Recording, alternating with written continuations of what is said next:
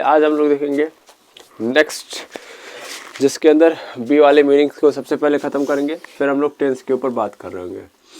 तो सबसे पहला मेरा है बैनिस। सबसे पहली मीनिंग क्या है? बैनिस। ठीक है, तो बैनिस का मतलब क्या होता है? बैनिस का मतलब आप ध्यान देंगे तो यहाँ से क्या निकल के आ रहा है? बैन। क्या निकल के आ रहा है? बैन। अब बैन का मतलब क्या होता है? बैन का मतलब आपको पता है सपोज कर लीजिएगा, बैन का मतलब वहाँ पे होता है कि पाबंद कर देना, जैसे मतलब पाबंदी लगा देना। ठीक है ना? जैसे शाहरुख खान को वहाँ पे कोलकाता के जो ईडन गार्डन है वहाँ पे उसको क्या कर दिया गया था, नहीं कोलकाता के ईडन गार्डन में कह रहा हूँ, वानखेड़े में, वानखेड़े के स्टेडियम में, वानखेड़े मुंबई का स्टेडियम है, तो वहाँ के गार्ड से उन्होंने क्या की थी? बदतमीजी कर दी थी। तो इस कारण उनको क्या कर दिया गया था? बैन कर दिया गया था। तो बैन करने से क्या हुआ कि वानखेड़े स्टेडियम में शाहरुख खान नहीं जा सकते थे। तो जब तक बैन था, तब वो 1-2 साल या 3 साल के लिए बैन था उनका, तो उस बैन के दौरान उनको जाना क्या था? मना था। समझ पा रहे हैं? तो बैन का मतलब क्या होता है कि पाबंदी लगा देना। ठीक है ना, कि आप वहाँ पे नहीं जा सकते। समझ में आई बात? अब मान लीजिए कोई आदमी बैन है, कोई आदमी क्या है? बैन है। तो फिर अगर बैन है और वो पहुंच गया फिर भी, ठीक है ना? जैसे एक चीज़ और समझेंगे, ये पहले के ज़माने में जो इंग्लिश होटल्स वगैरह होते थे, तो वहाँ पे एक स्लोगन लिखा रहता था। जानते हैं क्या स्लोगन लिखा रहता था? वहाँ पे लिखा रहता है, Indian and dogs are not allowed. यानी इंडियंस यानी भारतीय और कुत्ते, ये दोनों के दोनों कहाँ पे? उस जो उनका होटल होता था, रेस्टोरेंट होता था, बार होता था, उसके अंदर भारतीय और कुत्तों को जाना मना था। अब सपोज कर लीजिए क्या हो गया, कोई भारतीय इंटर कर गया, उस पर एक वीडियो बनाया गया है, मनोज वाजपेयी जो जानते होंगे आप, उनके द्वारा एक वीडियो ऐड के रूप में बनाया गया है कि पहले के ज़माने में कैसा था, वो फ्रीडम पे आया था। तो वो बैन होते हैं, जब वो बैन होते हैं तो फिर जब वो अंदर जाते हैं तो अंदर जाने के बाद उनको क्या कर दिया जाता है? निकाल दिया जाता है। अंदर जाने के बाद उनको क्या कर दिया जाता है? निकाल दिया जाता है। तो दैट मीन्स यदि आप बैन है और फिर भी आप वहाँ पे पहुँच जाएंगे तो फिर आपको क्या कर दिया जाएगा? निकाल दिया जाएगा। ठीक है, तो आपको क्या कर दिया जाएगा? निकाल दिया जाएगा। दैट मीन्स बैन होने के बाद आप पहुँचेंगे तो आपको क्या कर दिया जाएगा? निकाल दिया जाएगा। तो बैनिस का मतलब क्या होता है? निकाल देना। बैनिस का मतलब क्या होगा? निकाल देना। समझ पाए कि नहीं समझ पाए? समझने का मतलब समझ में आया क्या? बैनिस का मतलब क्या? निकाल देना। कोई दिक्कत? जब आप बैन रहेंगे तो फिर आप वहाँ पे पहुँचेंगे तो फिर क्या कर दिया जाएगा? निकाल दिया जाएगा। ठीक है, एक सेकेंड रुकिएगा।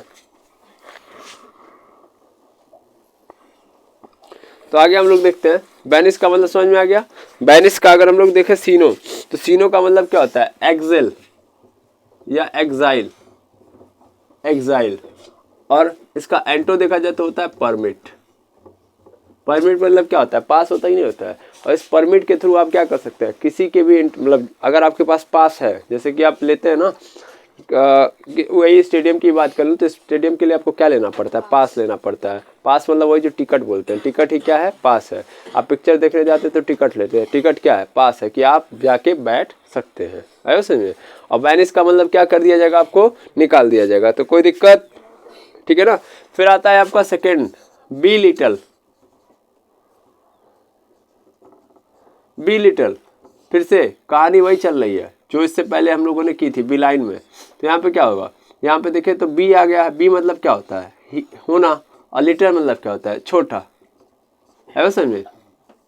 छोटा होना। लिटल मतलब छोटा होता है, बी मतलब होना। तो छोटा होना। यदि आप छोटे स्तर पे हैं, छोटे स्तर पर मतलब क्या है? दैट मीन्स कहने का मतलब पैसा कम है, गरीब आदमी आप। तो अमीर आदमी यानी आप छोटे हैं उस कंपैरिजन में। तो अगर आप छोटे हैं तो उस कंडीशन में जो बड़े लोग रहेंगे, किसी भी कंडीशन में, किसी भी लेवल पे आप देखेंगे, रिच है कि किस वे में देख रहा है उससे फर्क नहीं पड़ता। अगर वो अमीर है तो आपको क्या दिखाएंगे? नीचा दिखाएंगे। यानी बेलिटल का मतलब क्या होता है? अगर वो छोटा होगा तो उसको क्या दिखाया जाएगा? नीचा दिखाना। मतलब नीचा दिखाया जाएगा। तो नीचा दिखाना। तो बी लिटल का मतलब क्या होगा? नीचा दिखाना। ठीक है, बी लिटल का मतलब नीचा दिखाना। कोई दिक्कत? कैसे समझ में आया? छोटा होना। तो छोटा होंगे तो लोग आपको क्या दिखाएंगे? नीचा दिखाई देंगे कि आप बहुत नीचे स्तर के हैं। ठीक है ना? बोलते हैं नहीं बोलते हैं लोग? वैसे आप लोगों के अंदर अगर कुछ कमी होंगी तो भी लोग बोलते हैं, तब उसकी बात नहीं कर सकता मैं। फिर आता है इसका अबेस। बेस। अबेस का मतलब क्या होता है? तो वही होता है। और फिर अगर इसका सीनो देखा जाए तो क्या होता है? प्रेज। प्रेज, गौरवान मतलब गौरव प्रदान करना, ऐसे भी बोल सकते हैं हम लोग, ठीक है ना। अभिलाषा प्रदान करना, प्रेज का मतलब यहाँ पे ये होता है, ठीक है। तो आपको ऊपर के स्तर पे बताया जाएगा। आई बात समझ में? आपको बोला जाएगा बहुत अच्छे व्यक्ति हैं आप, बहुत अच्छे स्तर पे हैं आप, तो वही प्रेज होता है, ठीक है। बोलिए कोई दिक्कत नहीं सर। अब आता है मेरा बिग वाइल, या बिगल से आप याद रखिएगा, अब बिगल से आप याद रखिएगा बगल, बगल, बिगल से बगल। तो बगल से क्या होगा? आपको पता है कि इस दुनिया के अंदर धोखा वही देता है जो आपके साथ में रहता है। आप सड़क पे चल रहे हैं, समझ पा रहे हैं, आप सड़क पे चल रहे हैं, उस व्यक्ति को आप नहीं जानते तो आपको धोखा दे पाएगा? कभी नहीं देगा। धोखा वही देता है जो आपको क्या करता है, जानता है कि नहीं है। तो हमेशा बगल वाला ही धोखा देता है। कहने का मतलब बगल से यहाँ पे आपको समझ लेना है कि बगल वाला क्या करता है, धोखा देता है। बगल मतलब जो आपको जानता है ना। सड़क पे चल रहे हैं और वो व्यक्ति आपको नहीं जान रहा, आप भी नहीं जान रहे, तो वो आपको क्या धोखा देगा, धोखा देगा। धोखा देने और चीटिंग करने का अर्थ दूसरा है। हाँ, चोरी कर सकता है आपके साथ, तो वो तो उसका काम है, वो कर रहा है अपना, समझ पा रहे हैं। लेकिन धोखा वही देगा जो आपके पास रहेगा, आपके साथ रहेगा, है कि नहीं है। दैट मीन्स बिगल यानी बगल। अब बगल से का मतलब क्या होता है? बगल का मतलब धोखा देना। तो यहाँ पे हो जाएगा धोखा देना, धोखा देना। सीनो इसका देखेंगे तो बेट्रे होता है। क्या होता है? बेट्रे। अब मैंने याद करिए, इसके बारे में बताया। बैटरी से क्या बताया? बैटरी भी क्या कर देती है, कभी भी धोखा दे देती है कि नहीं है? यस और नो? ठीक है, आगे देखेंगे हम लोग। अब अगला आता है मेरा अनडिसीव। अनडिसीव मतलब साथ देना होता है, ठीक है ना। विश्वास नहीं तोड़ना होता है, कभी भी विश्वास नहीं तोड़ा जाता है, ठीक है। तो धोखा देने में विश्वास ही तो तोड़ा जाता है, ठीक है। अब आगे देखेंगे हम लोग।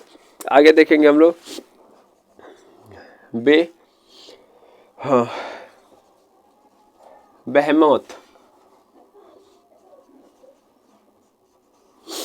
ठीक है। एक मीनिंग तो ये आता है, एक मीनिंग ऐसे ही आ जाता है, महमूद, ठीक है, या महमूद होता है शायद, सॉरी महमूद होता है, हाँ महमूद होता है, ठीक है। अब महमूद का मतलब क्या होता है? महमूद का मतलब यहाँ पे आप उससे पहले छोड़िए, उससे पहले आप समझिए। महमूद को आप जानते हैं, महमूद गजनवी। महमूद गजनवी क्या था? जिसने भारत के ऊपर कितनी बार आक्रमण किया था? 17 बार। और 17वीं बार के आक्रमण में क्या होता है? भारत में जो कौन पृथ्वीराज चौहान होते हैं उनको हरा पाता है, ठीक है ना। अच्छा सॉरी, महमूद गजनवी जो 17 बार भारत पे आक्रमण करता है, यहाँ से सोना लूट के जाता है, ठीक है ना, सोमनाथ मंदिर पे। अच्छा ठीक है, सॉरी, गौरी को मुझे याद आ गया। तो फिलहाल में समझेंगे कि क्या होता है महमूद गजनवी। देखो, कोई भी अगर भारत के अंदर इंटर करता है तो ऐसे ही तो इंटर नहीं कर जाएगा, अकेले आएगा, सोचेगा कि चलते हैं पूरा भारत पे। आज मतलब कल रात में प्लानिंग किए, चलते हैं भारत पे, कुछ नहीं समझ में आ रहा है, यहाँ को हमको कोनो वैल्यू नहीं दे रहे हैं, चल रहे हैं वहाँ राजा बनेंगे। तो ऐसे तो होगा नहीं। रात में सोचा, सुबह उठा, पहुंच गए, भारत का राजा हैं हम, तो ऐसे तो होगा नहीं। वहाँ भी राजा बैठे हुए हैं, तो उनसे क्या करना पड़ेगा? लड़ना पड़ेगा। और लड़ने के लिए आप जब दूसरे के, मान लीजिए आप ही का झगड़ा हो गया तो किसी दूसरे गांव वाले से, तो जब आप वहाँ पे पहुँचेंगे उसके साथ झगड़ा करने, तो अकेले नहीं पहुँच जाएंगे। अगर आप उसको चाहते हैं कि उससे जीतना, तो उस कंडीशन में आपको क्या करना पड़ेगा? अपने पीछे कई लोगों को लेके जाना पड़ेगा, और इतने लोगों को लेके जाना पड़ेगा कि उसके पास उसके घर वालों से तो ज़्यादा ही रहे, तभी आप उसको क्या कर सकते हैं? मार सकते हैं। वैसे ही महमूद के बारे में, यहाँ पे महमूद या महमूद दोनों का मतलब ध्यान से समझेंगे एक ही होता है। और दोनों में होता क्या है कि महमूद से याद रखिएगा, जो महमूद क्या था? महमूद था, उसने बड़ी सेना लेके आई थी, है समझे? क्या ले आई थी? बहुत बड़ी सेना लाई थी, तब जाके तो जीत पाया होगा। तभी तो यहाँ से सोना चुरा के नहीं तो यहाँ भी तो राजा बैठे थे, तो गुनगुना नहीं बजाते, वो भी तो लड़ाई करते। फिर क्या करते? जब लड़ाई करते तो उसके लिए क्या, वो पहले से तैयार था, उसने अपनी सेना को क्या रखा था? बहुत बड़ा रखा था। दैट मीन्स जो महमूद था वो बहुत विशाल सेना के साथ आया था, ठीक है ना। विशाल मतलब बहुत बड़ा, आया समझ में? विशाल मतलब क्या होता है? बहुत बड़ा। समझ में आई बात? महमूद का मतलब क्या होगा? बहुत बड़ा या विशाल, ठीक है। तो महमूद किस सेना के साथ आया था? बहुत विशाल सेना के साथ आया था। किसी को कोई दिक्कत? ठीक है, अगर किसी को दिक्कत है तो बोलिए। चलिए आगे देखिएगा आप लोग। इसका होता क्या है? इसका होता है ह्यूज। ह्यूज मतलब क्या होता है? बहुत बड़ा। और टीनी, टीनी मतलब क्या होता है? बहुत छोटा। टीनी मतलब क्या होता है? छोटा। कोई दिक्कत नहीं। एंटो टीनी होता है और सीनो क्या होता है? ह्यूज होता है। अब हम लोगों का लास्ट बचा है बॉडी। क्या बचा है? बॉडी। बाकी तो हो गया है। हाँ ठीक है, यही है बॉडी। ठीक है, बॉडी। यहाँ से क्या निकल के आ रहा है? बॉडी आ रहा है ना, बॉडी। तो ध्यान दीजिएगा, बॉडी जो है, मान लीजिए आप अपनी बॉडी को पब्लिकली दिखा रहे हो। दैट मीन, समझ पा रहे हो मैं क्या बोल रहा हूँ? मैं ये कह रहा हूँ कि आप अपनी बॉडी जिसके अंदर सिर्फ हड्डियां दिखाई दे रही हैं, समझ पा रहे हैं, और पहुंच गए WWE के मैदान में बॉडी दिखा रहे हो, समझ पा रहे हो, तो वह पूर्ण रूप से क्या है? बैंड है। ऐसा कभी मत करिएगा। एक शुरुआत में एक नियम निकाला गया था, अभी कुछ बिहार में कुछ एक ऐसा कांड हुआ था। बिहार में ऐसे ही कुछ कांड हुआ था कि एक बंदा था जिसने अपनी बॉडी को पूरे शहर में, मतलब होता है ना कि कई लोग इस समय तो रील्स का ज़माना चल रहा है, तो इस समय तो शर्ट टी शर्ट पहन पे नहीं करते हैं, समझ पा रहे हैं। अगर थोड़े बहुत बॉडी मसल्स आ जाते हैं तो फिर वो पहनते ही नहीं हैं, और उन्हीं से उनका जीवन चल जा रहा है कि नहीं है। तो अगर देखेंगे उस वाले कंडीशन में, तो बिहार के अंदर एक ऐसा कांड हुआ था। उसके अंदर जब कोर्ट में गया था वो मामला, जो लड़का था, अब मुझे पूरा केस तो नहीं पता, बस मुझे ये पता है इसके बारे में। तो वहाँ पे क्या किया गया था, उसके ऊपर अपनी बॉडी दिखाने के कारण अश्लीलता का केस उसके ऊपर आया था। आयो समझ में? अश्लीलता, ध्यान देंगे तो बॉडी दिखाने के कारण उसके ऊपर कौन सा केस चला था? अश्लीलता का। समझ पाए कि नहीं समझ पाए? हाँ ठीक है, सही लिखा गया, अश्लीलता। तो बॉडी यानी बॉडी, और बॉडी दिखाने से उस लड़के के ऊपर कौन सा केस चलने लगा? अश्लीलता का केस, अश्लीलता का केस। ठीक है, अगर हम लोग इसका सीनो देखेंगे तो सीनो अगर देखेंगे तो इनडिसेंट होता है। क्या होता है? Indecent, indecent. और एंटो की यदि बात करें तो क्लीन होता है। क्या होता है? क्लीन। क्लीन मतलब साफ सुथरा, और इनडिसेंट का मतलब खराब। ठीक है, यस और नो? तो मैंने कितने बता दिए यहाँ पे? 5 मेरा खत्म है आज का कोटा। कि बैनिस मतलब बैन यानी निकाल देना, बेलिटल मतलब छोटा होना, और छोटा होने से क्या दिखाना? नीचा दिखाना। बगल वाले क्या देते हैं? धोखा देते हैं। महमूद विशाल सेना के साथ आया था, बॉडी दिखाने से उस लड़के के ऊपर क्या हो गया? अश्लीलता का केस। बैन है तो बैन होंगे तो क्या होगा? निकाल दिया जाएगा। और बेलिटल यानी फिर क्या केस? छोटा, नीचा दिखाया जाएगा, लेकिन अगर आप छोटे रहेंगे तो क्या दिखाया जाएगा? नीचा दिखाया जाएगा। बिगल मतलब बगल, बगल में वाले ही क्या देते हैं? आपको धोखा देते हैं। महमूद की क्या थी? बहुत विशाल सेना थी, और बॉडी दिखाने के चक्कर में उस लड़के के ऊपर कौन सा केस हो गया? अश्लीलता का। ठीक है, हाँ या ना? तो मैं इसको पॉज कर रहा हूँ, आप लोग नोट डाउन करिएगा। ठीक है, अब हम लोग आज देखेंगे इम्परेटिव सेंटेंसेस को। इम्परेटिव सेंटेंस के अंदर मैंने कल बात कर ली थी कि एक ऐसा सेंटेंस है, एक ऐसा सेंटेंस जो क्या करता है, क्या शो करता है? ऑर्डर, रिक्वेस्ट और एडवाइस। ठीक है ना? अ सेंटेंस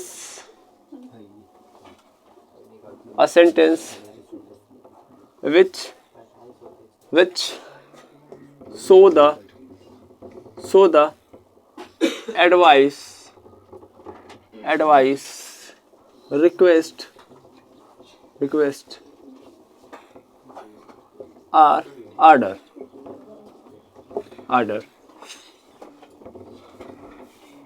तो उसी को क्या बोलेंगे हम लोग? Imperative sentence. इम्परेटिव सेंटेंस के अंदर 3 बातें आती हैं। कौन कौन सी बातें आती हैं? तो पहली बात आती है आपकी इम्परेटिव, दूसरी क्या आती है? Order, advice, request. 3 बातें आती हैं। ठीक है, ध्यान देंगे इस बात को। क्या हुआ, कहाँ ऐसे बैठे हैं? कोई दिक्कत है?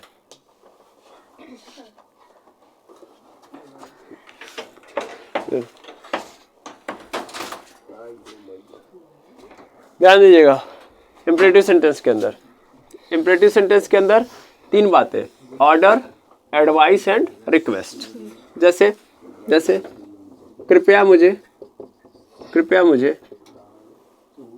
जाने दो, कृपया मुझे जाने दो। अब क्या होगा, कृपया मुझे जाने दो के लिए क्या बोलेंगे, यहाँ पे क्या किया जा रहा है, रिक्वेस्ट किया जा रहा है ना, कि मतलब यहाँ से मुझे जाने दो। और इसका इंग्लिश, अच्छा इंग्लिश बनाया जाएगा तब बनेगा प्लीज। अब प्लीज के आगे एक्सक्लेमेशन साइन, लेट मी गो, लेट मी गो, जाने दो, मुझे जाने दो, ठीक है ना। अब यहाँ पे आप सोच रहे होंगे सर लेट कहाँ से आ गया, लेट क्या है, लेट हम लोग पहली बार सुन रहे हैं, तो टेंशन मत लीजिए, लेट के बारे में पढ़ाया जाएगा। फिर फिलहाल में सिर्फ सेंटेंसेस को देखेंगे हम लोग, ठीक है। एक सेंटेंस ये हो गया, फिर दूसरा, तुम्हें रोज नहाना चाहिए, तुम्हें रोज नहाना चाहिए। अब बोला गया, मैंने बोला कि तुम्हें रोज नहाना चाहिए, तो क्या बोला जा रहा है, इस सेंटेंस से क्या भाव निकल रहा है, सलाह दिया जा रहा है ना, रोज नहाओगे तो कीड़े मकोड़े नहीं लगेंगे तुम्हारी बॉडी में, ठीक है ना, सांप वाप नहीं चढ़ेगा बॉडी पे, अगर नहीं नहाओगे तो फिर क्या मगरमच्छ छा जाएगा। तो ये सब बातें, उन चीजों को क्या दिया जा रहा है, एडवाइस दिया जा रहा है, नहीं दिया जा रहा है कि ऐसा करोगे तो ऐसा होगा, ओके। अब करना ना करना तुम्हारी मर्जी है कि नहीं है, सांप आएगा तुमको काटेगा, उनसे हमसे लेना देना नहीं है।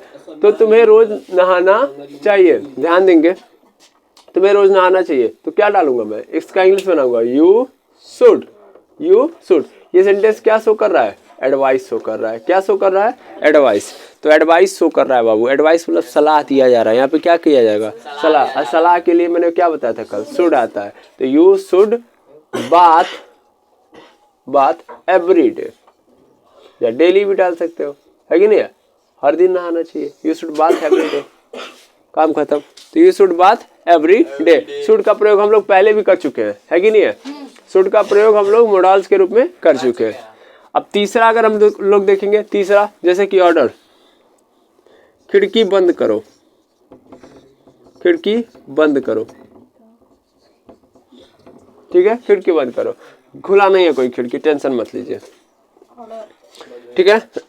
खिड़की बंद करो। अब मैंने यहाँ पे जब बोला तो यहाँ पे तुम्हारे पास क्या ऑप्शन है, करे कि ना करे, करना ही पड़ेगा क्योंकि ऑर्डर है ये, है समझे। तो यहाँ पे आज्ञा दी जा रही है कि आपको क्या करना है, करना है। ऐसे ही अगर और दे दे, जैसे एक गिलास पानी लाओ, एक गिलास पानी लाओ,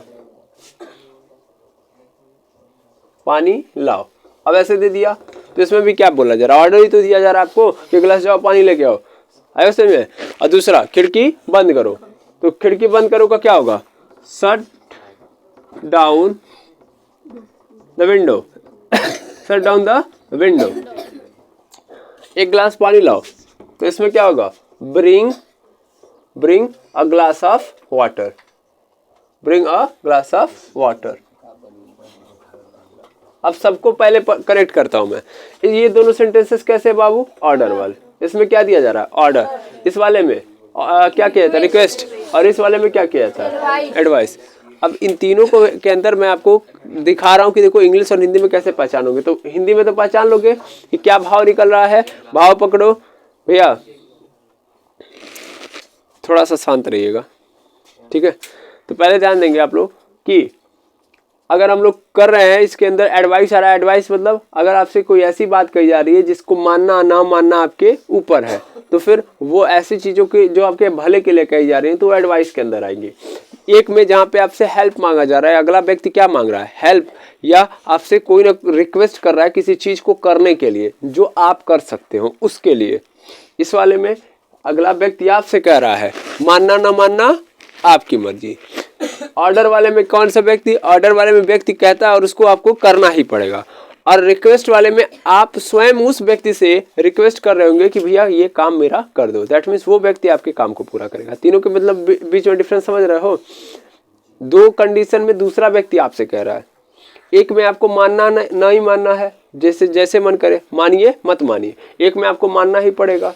और तीसरा वाला जो कंडीशन बन रहा है, जो आपका रिक्वेस्ट वाला कंडीशन बन रहा है, उसमें आप स्वयं उस व्यक्ति से कह रहे हो कि भैया मेरा ये काम कर दो, कहते हैं नहीं करते हैं कि तो जब आपको कोई दिक्कत होती है या कोई ज़रूरत होती है तो आप किसी से हेल्प मांगते हैं, नहीं मांगते हैं तो हेल्प मांगने के लिए आप क्या करते हैं, उसके सामने रिक्वेस्ट करते हैं। आई बात समझ में? तो वो हो गया। और अगर आप ऑर्डर दे रहे हैं तो बात अलग है। आई बात समझ में? यस और नो?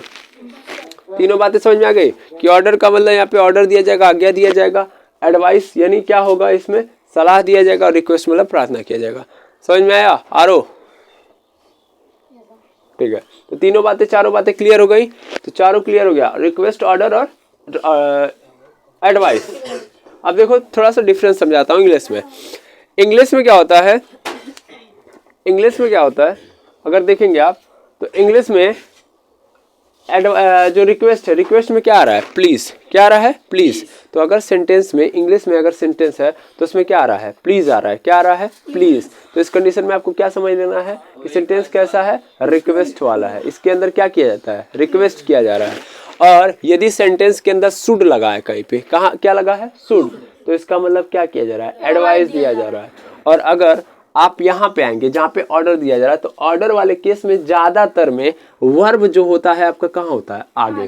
सब्जेक्ट नहीं दिखाई देगा इसमें। देखो सब्जेक्ट दिखाई दे रहा है इसमें। सबसे पहले शट डाउन, शट डाउन का मतलब बंद करना, काम है कि नहीं है। यहाँ पे ब्रिंग, ब्रिंग मतलब लाना, और लाना भी एक काम है कि नहीं है। तो इसमें वर्ब क्या रहेगा, पहले वर्ब से ही स्टार्ट होगा सेंटेंस, सब्जेक्ट नहीं दिखाई देगा। सब्जेक्ट यहाँ पे क्या होगा, छुपा रहेगा। यहाँ पे जैसे देखो खिड़की बंद करो, तो कौन बंद करेगा, तुम बंद करोगे। दैट मीन्स तुम खिड़की बंद करो, ये होना चाहिए ना। तो यहाँ पे यू क्या होना चाहिए, लगा रहना चाहिए था ना, लेकिन यू नहीं है। समझ पा रहे हो? यू क्या है, यहाँ पे छिपा है। यहाँ पे एक गिलास पानी लाओ, कौन लाएगा, तुम। तो इसका मतलब तुम जाओ और एक गिलास पानी लाओ, यानी तुम एक गिलास पानी लाओ। तो इसका मतलब यहाँ पे फिर से यू छुपा है कि नहीं छुपा है। तो इंग्लिश वाले सेंटेंसेस के अंदर जब हम ऑर्डर को देख रहे होंगे तो वहां पे क्या होगा भैया, वर्ब पहले आएगा और सब्जेक्ट हमारा क्या रहेगा, हिडन रहेगा, छुपा हुआ रहेगा। किसमें, ऑर्डर के अंदर। एडवाइस के अंदर क्या होगा, शुड आएगा। एडवाइस में क्या आएगा, शुड। और रिक्वेस्ट में क्या आएगा, प्लीज। तो फिर से बताइए तो एडवाइस में क्या आएगा, एडवाइस में क्या आएगा, शुड। रिक्वेस्ट में क्या आएगा, प्लीज।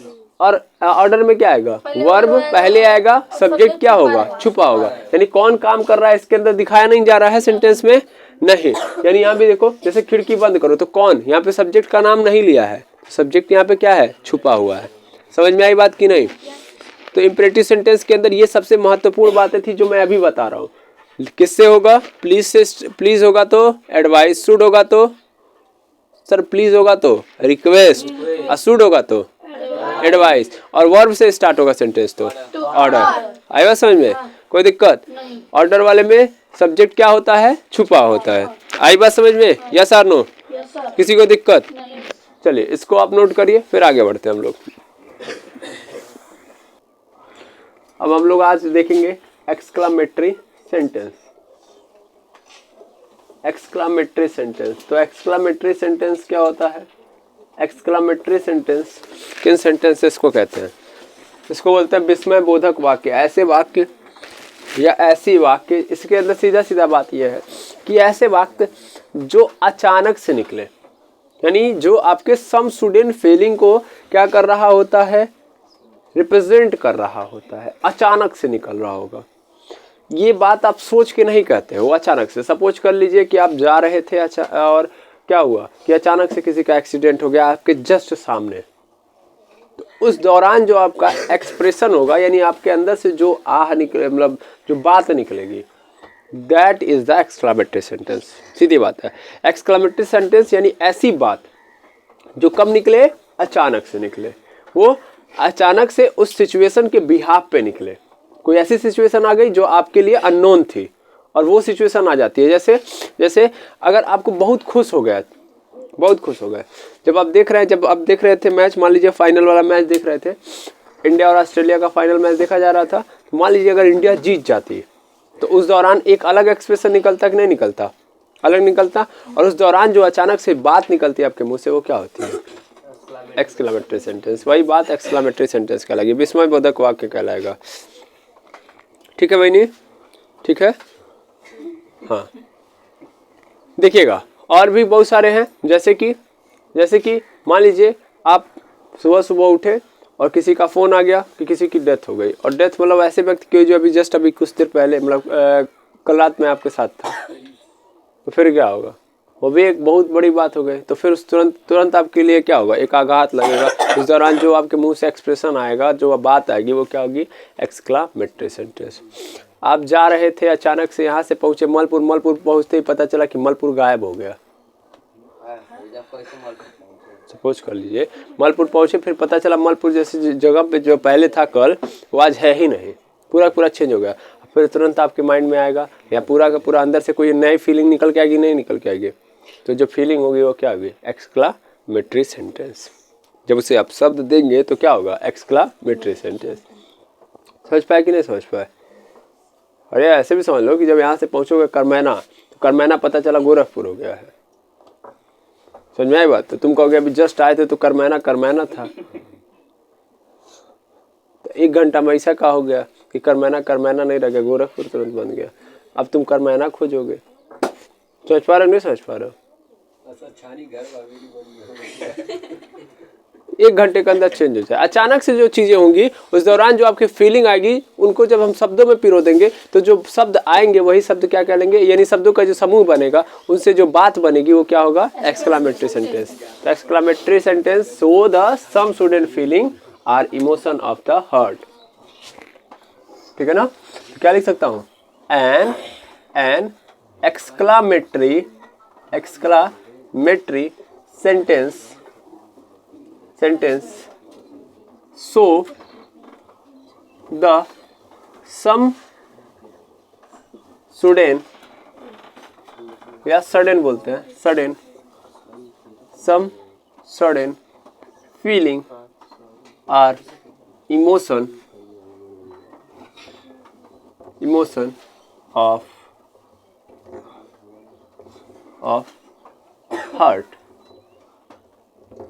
हार्ट बोल सकता हूँ, सोल बोल सकता हूँ, कुछ भी बोल सकता हूँ। ठीक है, एक्सक्लामेटरी सेंटेंस। ठीक है, इसमें क्या आता है, इसको पहचानने का बहुत सिंपल तरीका, एक्सक्लामेशन साइन लगा होता है, एक्सक्लामेशन साइन लगा होता है। एक्सक्लामेशन साइन क्या होता है भाई, एक्सक्लामेशन साइन ऐसे होता है, एक पाई खींच के उसके नीचे बिंदु लगा देंगे तो एक्सक्लामेशन साइन होता है। ठीक है, ये जहां लगा है इसका मतलब ये है कि यहाँ पे जो चीज आ रही है वो रेगुलर बेसिस पे नहीं करती, अचानक से आ रही होगी।